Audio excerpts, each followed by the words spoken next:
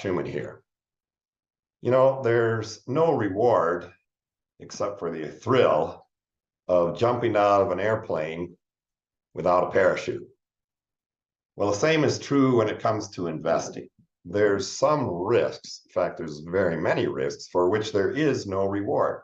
And if we're going to be good investors, smart investors, if we're going to build the perfect portfolio, it might help to understand what those risks are. If you hold on a second, I'll share my screen. So here we are, how to build the perfect portfolio by taking only the risks that reward. It's really pretty simple.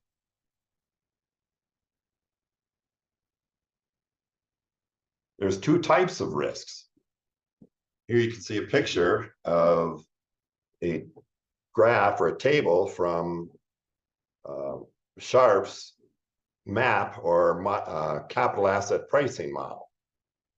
And what he learned using what's called matrix algebra, they didn't really have computers back then, or they were just starting, is that when he started adding individual stocks to the portfolio, he learned that when he got down to, by the time he'd added 20 stocks, that there was no additional reward, that the risk got down to about what we call, remember the standard deviation, the volatility, that you got the risk down to 19.2 or almost 20, and you couldn't get it any lower.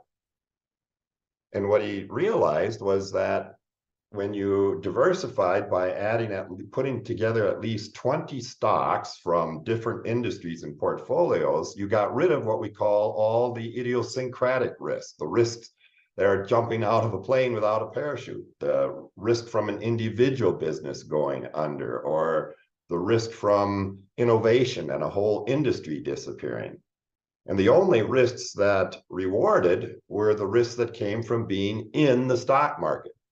There's all kinds of risks in there, but at least we know they're the type that are, let's say, unpredictable, like storms or global warming, things like that.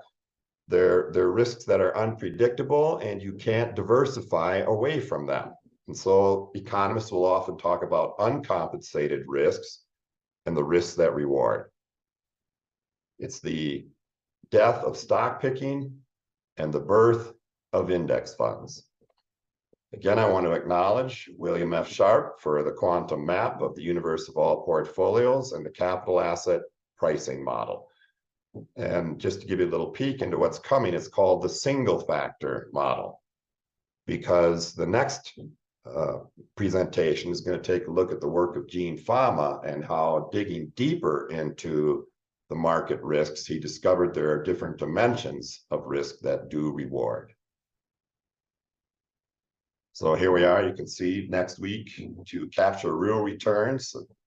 I got the date wrong on that. I'm sorry. I've been on vacation for a while, but it should be Gene Fama, and that'll be in October, next Friday.